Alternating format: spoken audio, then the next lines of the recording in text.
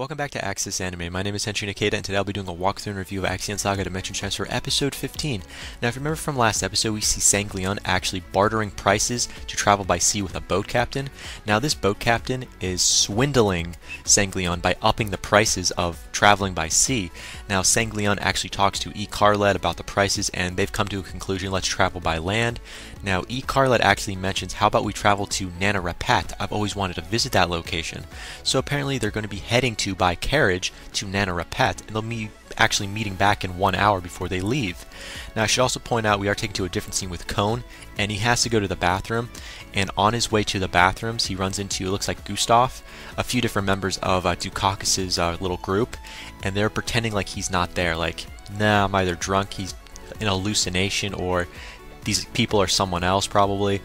So all of Dukakis's men throughout this episode are pretending like Sanglion and everyone else, they're not there, they must be someone else. Now eventually Cone doesn't go to the bathroom but finds Pet.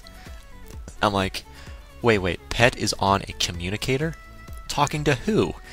And wait, is Pet talking? Pet can talk?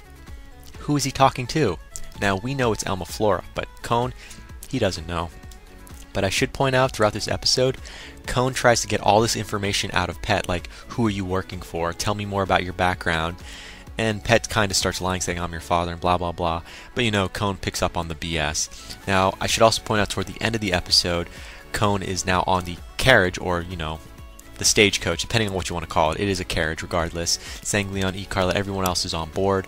And apparently Cone wants everyone to know Pet can talk, and no one believes him.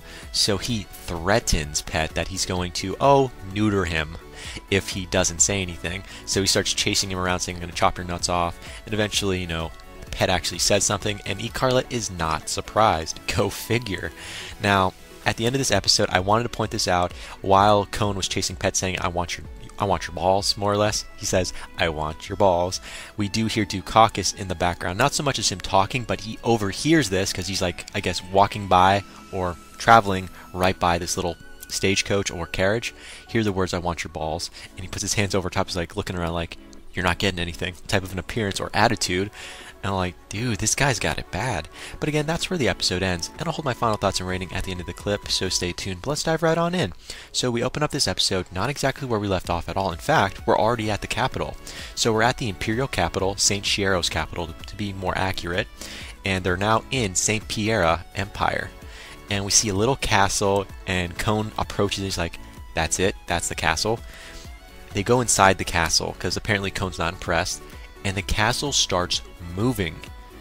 And it starts moving down a road that's been made for the castle to the actual empire. And like, wait, so this little castle is their ride to the actual kingdom itself? Hey, I'm impressed. Cone is impressed. I mean, who wouldn't be? That is just amazing. Just putting that out there. Now we are taken to a different scene with a new character. His name is Lord Nabokov Juggleberg. Now he's the fiance to Icarlet. So we finally get to see the man that's going to be marrying Icarlet, and he actually came to talk to Icarlet's father, ironically.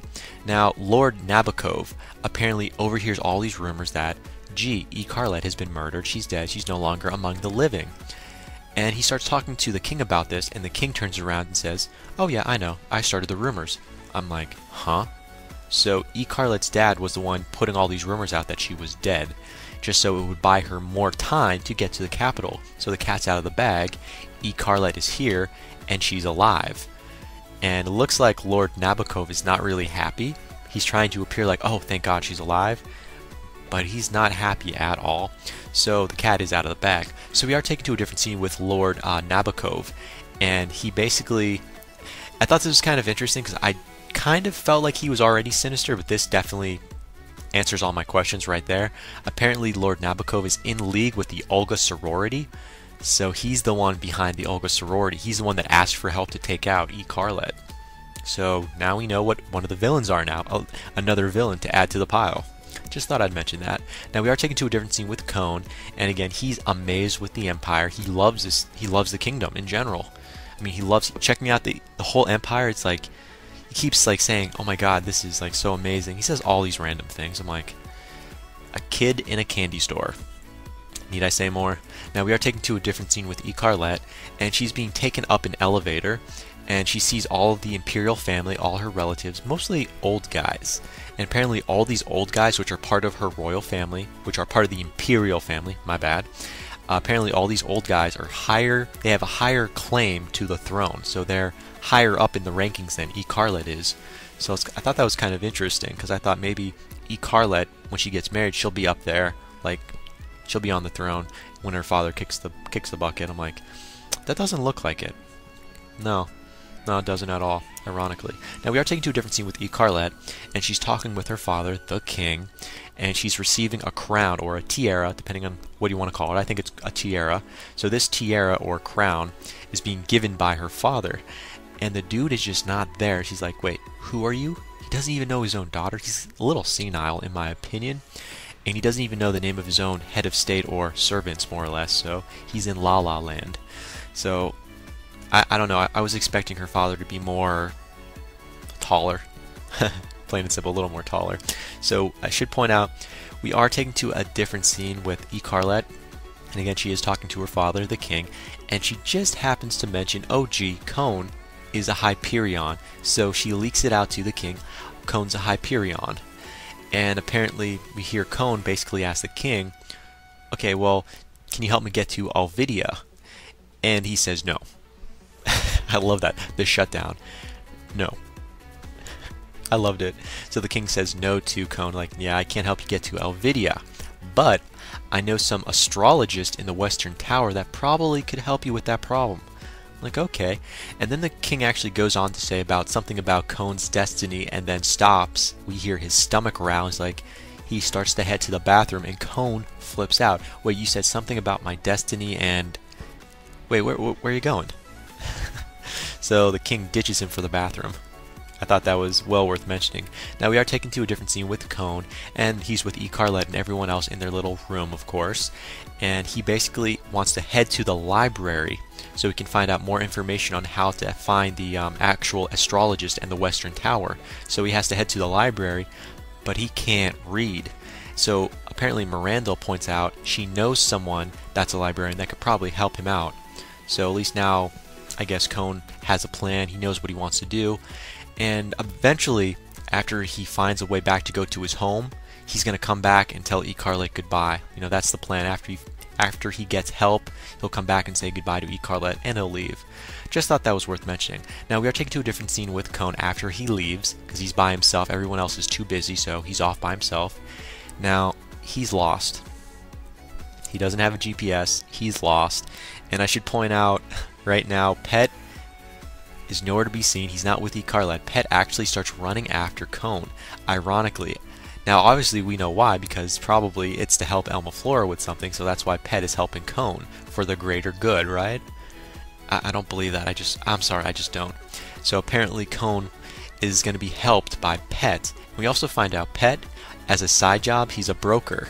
I just thought I'd mention that because we see Cone find Pet talking on his communicator as a broker. So that's what Pet does as a side job. He's a broker. Now apparently Pet tells Cone, guess what? You're in the dark zone, the underground of the Empire, the dark side. You know, this is where all the mean and weird deals go unnoticed. So I thought that was well worth mentioning. So throughout this little scene, we see, you know, Cone and Pet basically in a maze after maze of getting lost. Now Pet said he could help Cone, but I'm not really seeing that. So we're taken to a different scene with Cone. And Pet apparently gives Cone a mask. It looks like a Mexican wrestling mask. And basically Pet tells Cone, you have to put this on so you don't get noticed when we go back above, because apparently this is like the slums. You know, we don't want people to recognize you.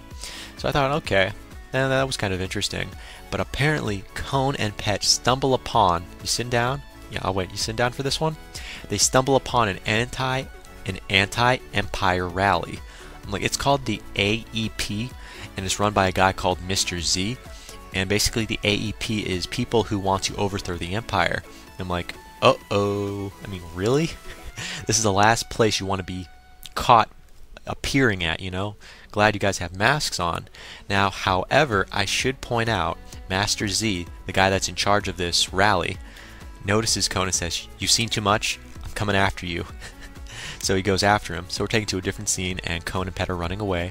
And yet again, they stumble across another reform group, another rally. I'm like, Oh, come on. What are the coincidences? This is the second group he finds.